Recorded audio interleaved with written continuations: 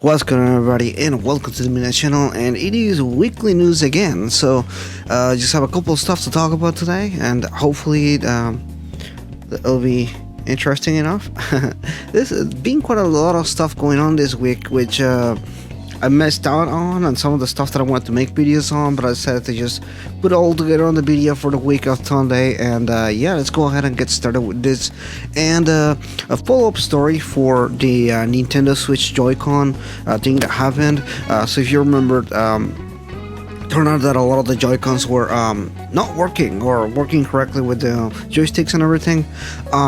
So Nintendo said that they are going to fix them for free. So if you do have that Joy-Cons that are not working, you should definitely go ahead and have them fix them. Otherwise, they're also offering refund. Now this is in the United States, and I'll leave a article here which does have a link to the stuff.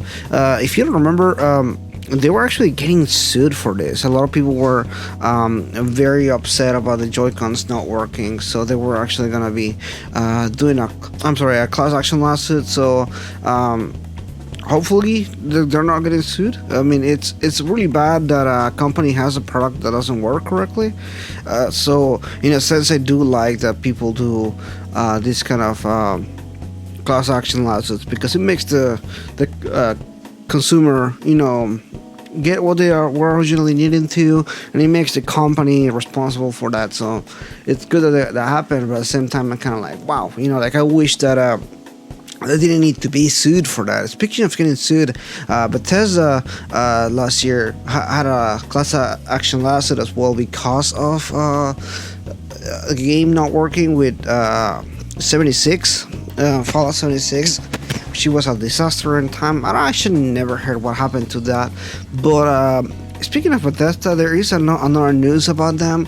It turns out that they have original Doom and all this kind of other games come out, and now it's requiring a password or a login from Bethesda.net. So what that does is that needs to not happen. Because they don't need to know your email so you can play a game, especially when not everybody has internet all the time. I mean, like I personally don't have internet the entire time, and I don't want to be logging in to I already have enough spam as it is, so I don't want to give out my email to every company so that they can email me and get my information and stuff. So they said they were going to fix that, but at the same time, it's why is it there in the beginning? You don't need to wait until it gets to a disaster before they can fix a mistake. It should have just not been there from the beginning. Persona news. I do have a bunch of stuff to talk about regarding Persona. We did have the announcement for Futaba. We had the announcement for Haru, and though both of them were really cool and really, really fun to watch. But August 2nd, we are going to have a massive live stream of information and news for Persona 5 Royal. So tune in. That's going to be on August 2nd at 7 a.m. Eastern Time, or 8 p.m. Japan time if you want to watch it in Japan time, which is, I don't know. So definitely go and check it out. I mentioned this through my last video, but I don't want to make sure that people know about it, just in case you kind of missed it out for some reason or something. I don't want you to miss that out. This is good. It's good information. I know all of my subscribers are because of Persona videos, so definitely check it out. Okay. All right. So moving into next stuff. The company that made some of the coolest games, like Detroit Become Human, which just released last year, was doing an interview during San Diego Comic Con, and Quantic Dreams, actually that's the name of the company, and they want to make games of all kind of genres. So far they have specialized on the specific kind of genre, but they said that they are wanting to make other types of games besides those. If you never played a Quantic Dream game, they have a specific genre style in which it's almost like a walking simulator, but you get to make choices, and they have consequences and that kind of stuff.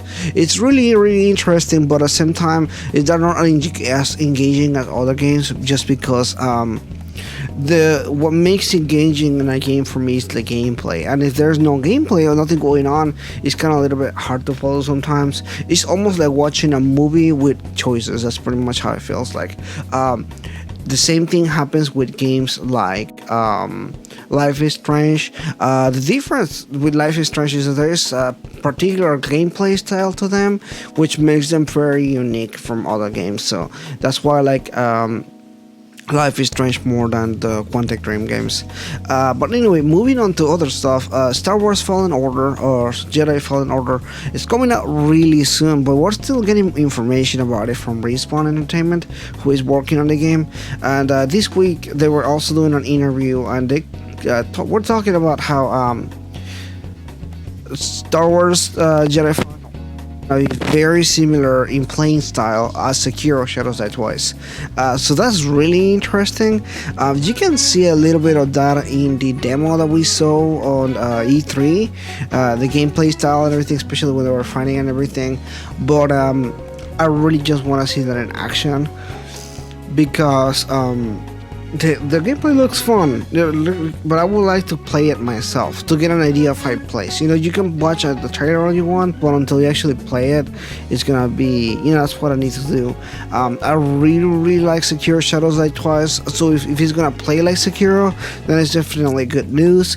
I know a lot of people complain about it being hard, so hopefully it's not as hard as like Dark Souls games or anything like that, because I know those kind of games are very hard, and for some people it's either something really good and some people just don't like that at all. So hopefully they can please both crowds and have something kind of like in the middle, where it's slightly harder than other games, but it's still something for some people.